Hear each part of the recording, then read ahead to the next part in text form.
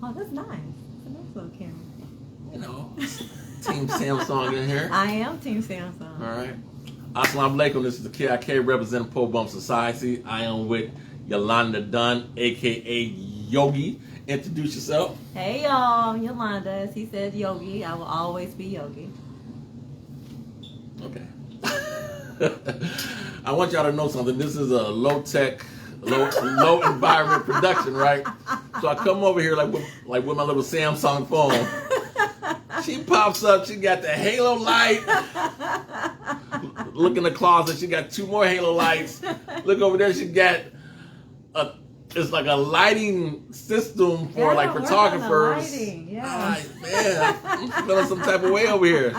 Got my Dollar Tree set up and you have a good setup. That's all right. That's all right. All right. Now we're about to get into this. Now, you and your husband have several businesses, right? Yes, we do. So I'm going to ask you what I just asked you before. Okay. So first, what made you and your husband decide that you wanted to be entrepreneurs? So it started out with him. He worked for 2 of the top pest control companies starting out of high school. And Tito was always top in sales, top in service, to the point where he was working and it was like he was paying the company for working for them. His routes were always number 1, always top in sales. They would pull him off his well-adjusted routes and put him on lower routes to help build him up. So after doing that several times, he grew frustrated and he would come home angry, upset all the time. And to the point, it was probably about a year, to a point after all that, I said, what are you going to do about it? And he was like, I'm ready to start my own business. And I said, well, let's do it. At that time, I was in banking. And so I was also finishing up my degree in school. So while I worked full time, we took him off his job and we started from scratch in the ground, building Leave Me Be Pest Control. And how was that to try to build up the first customer base and all that stuff? Yeah, it took probably a good 5 years to get solid. Damn. It took a good 5 years to get solid, where to the point where he was able to make at least close to what he was making at the companies he was working for.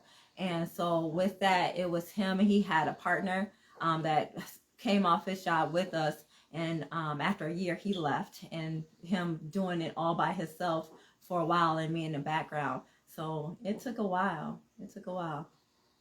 Now, what's the other job or the other business venture that like you went into? So, and prior to that, I had my real estate license got my real estate license about 2001. Hold on. Real estate license, son. You got to clap when you say that. Real estate license, son.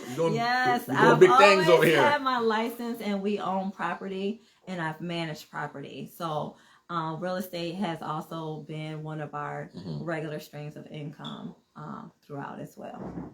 And now your other entrepreneur business. So like with Tito, he is, I truly believe he's operating in his purpose with Leave Me Be. And for a long time, it took me a while to figure out what my purpose was until we had our 3rd child back in 2012. And he introduced me to a personal trainer for my birthday.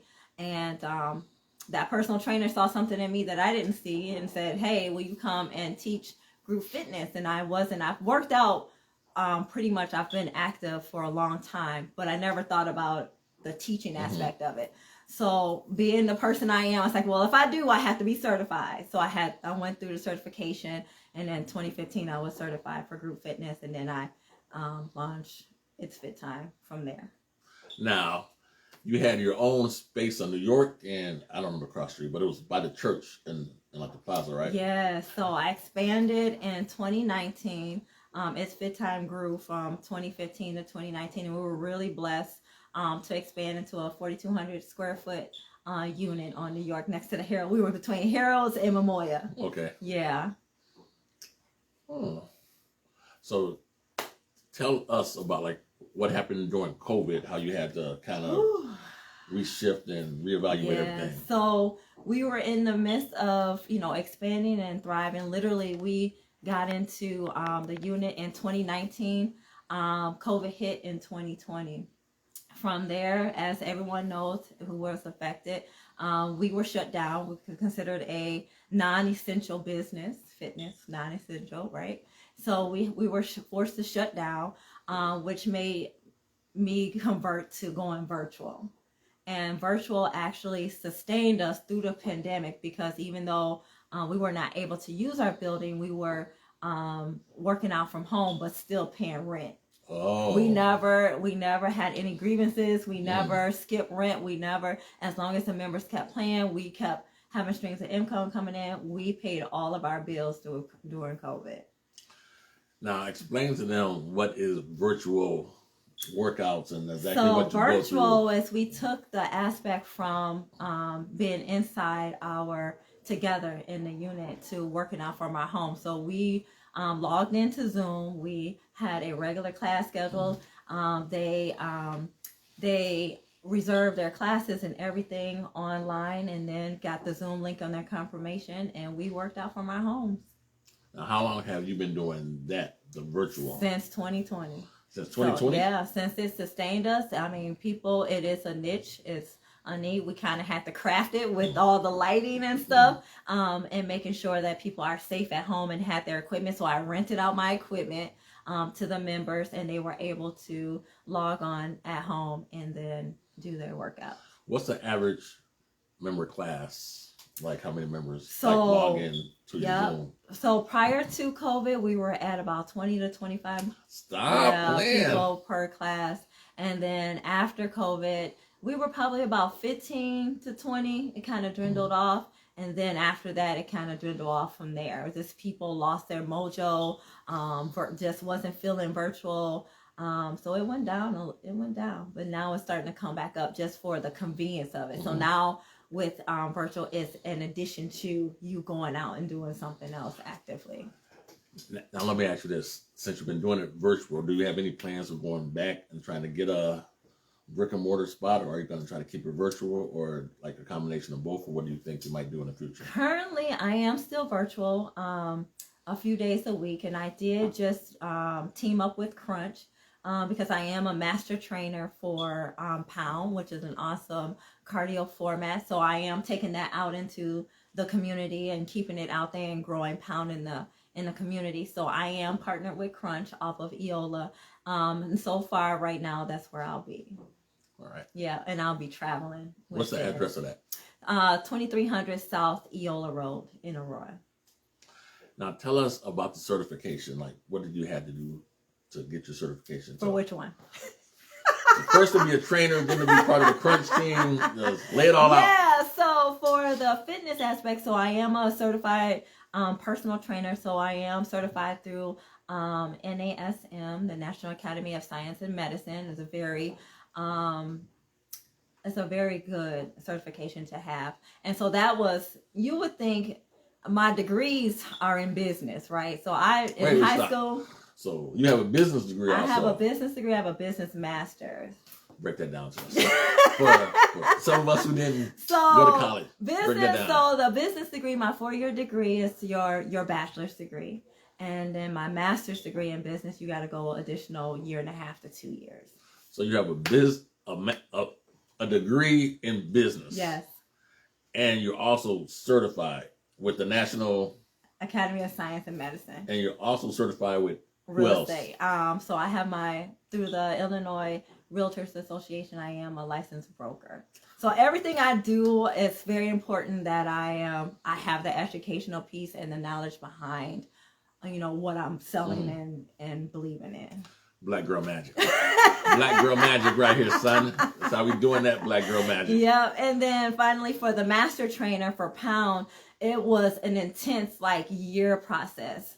It was a year. It's like you had to audition, then you had to show yourself approved and the training and get feedback from the participants, and it was rough. It was So what's the difference between the personal trainer and then what you just said? So a personal trainer is more one-on-one. You're critiquing or you're putting together a program for your clients. Okay. For Pound, Pound is a fitness format. It's a brand. And so I am now licensed to certify other people to get certified. to teach that format. So yeah. It's deep, son. Deep over here. Black Girl Magic deep. If y'all just tuning in, I'm with Yolanda Dunn, aka Yogi. She has your business degree. You have a business degree. You have a master's. She has a master's in business degree. Personal training, real estate broker, and master trainer. Son. Now tell me, how important is it to have a good partner when you're trying to pursue your endeavors, trying to like pursue your dreams? Because I've noticed if two people could be in love, but if they don't have the same vision for like the future, it won't work. Absolutely. So how important is it to have that? It's very important. So one of the things that I absolutely love about Tito and I is that the belief that we have in each other and our purpose and our gift, right? So I knew without a shadow of a doubt that he was skilled and gifted to kill bugs. The man eats, sleeps, breathes bugs.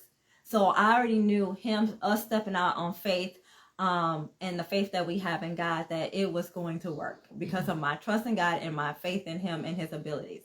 And while I was still going through all those degrees while we were building a business, I was still like praying on what my purpose was, and the same way and the same vision that he had, because it was effortless. And I wanted that same thing. So it finally hit me with the fitness. And then when I stepped out, I left corporate in 2017, like not working for anybody. And I was just like, this is what I was called to do, and I need you to support me like I supported you. And he did. And then it was just like he will speak and have more belief in me on certain things than I have in myself. And without that, and I give it back to him, it's like when it starts at home, you can go out that door and conquer anything. Like the girls say, yeah. Now, talk about the God aspect of the relationship. Because I know this, some people believe, some people don't. But if you do believe in God, and you're trying to step out on faith, I know you're scared, bills, you got children and stuff. So, like, how does that work? Communication. Communication with God and communication with each other. And I say that because, one, as we're communicating and we're praying, right? And then we're taking it back to God and asking for confirmation. I'm always, give me confirmation, God. Even when I closed the studio last year, I said, if this is what, I'm supposed to do, then you're going to make it. And if it's supposed to be come December, when we said we were moving out, you will make a way and we'll be able to stay. And I literally put it in his hands. And that same thing when we're talking with each other, it's like, okay, when we're communicating, we're making a plan, and then we're implementing that plan and moving forth in that. But you have to do it together. Okay. If there's a break in the communication or a not understanding, that means you have to pause until you guys have an agreement. And if you agree to disagree, then that topic or whatever that ideal is on hold until you come back in agreement. Now, notice what you said. Sometimes you have to pause. That don't mean there's an argument and somebody sleeping on the couch tonight. That don't mean that. That just means there's a pause. We're going to backtrack and revisit it. That later. Yeah. But generally, because we're usually operating in our purpose, it's like, okay, that makes sense. Let's see how we're going to make it happen. And then we try not to be quick to jump into something, but really make sure it makes sense and work. Now, explain to us when you say operating in your purpose, because a lot of people don't know what that means. What does that mean to you, and how do you operate up in your purpose? So the way that I can explain it, so I worked for corporate for over 20 years of my life, like over half my life, right? So I knew I was going to a job, and I'm just like, all right, I'm good at it, I can do it, but I didn't have joy. So you can be happy doing something and you can have joy. So joy is more everlasting. Like, okay, I'm gonna have a bad day, but I'm still happy and I love what I do. And being happy is very temporary, right? So somebody can come to job and piss you off and you're ready to quit, right? Right. So that's kind of happy. That's temporary. So with me, it was like, I'm tired of building other people's businesses. I'm tired of going to a place where I'm making them money. I'm serving them and I'm not getting any fulfillment back into it. Now there's people who have that joy working for somebody in the corporate field, and that's how a lot of us operate, but that just wasn't me. That wasn't Tito. And so you just have to be able to know that, make the difference, and it's different for everybody. I hear you. Up in our teachings, it tells us to do for self. Exactly. This is the prime example of doing for self. All right. Is there anything else you want to tell people? Tell them about your business and where they can find you online or. Yes, you can follow us on our socials for Leave Me Be. It's Leave Me Be Pest Control. We're both on Facebook and social media, and both of those are being completely upgraded and revamped as we speak. So we've been in business since 2016, so we're going into what? Can't even do the math. I told you I'm a business major. So we've been in business for about 15, 16 years, a little bit under 20 years. For that. So any pest issues, you can find us there. Phone number is also there. And it's Fit Time if you need motivation for living your healthiest and most active life. Find me on It's Fit Time on Facebook, or It's Fit Time _now on Instagram. All right. I want to thank Yogi for this interview. Also, if y'all just tuning in, when I do the recording and stuff, I just have a tripod and a phone. Yes. I come over here. She got the halo light, 2 halo lights in the closet. She got the light set up over there. I said, "What you need?" He's like, "No, we're just gonna do it." I was like, "Okay." And I gotta take my shit back to Aldi because I'm just saying. Hey, don't be hating on Aldi. I'm not hating on Aldi. I'm not hating on Aldi. When they got stuff in stock. When they got stuff. I gotta take my stuff back to the Dollar Tree because come over here. She got the food set up. I gotta step my game up, son. You're good. You're good. All right, so I want to thank y'all for tuning in. I guess that's it. This is KIK and this Yogi. Yes. Any last words? No, that's it. All right. Have a great day. Peace. Bye.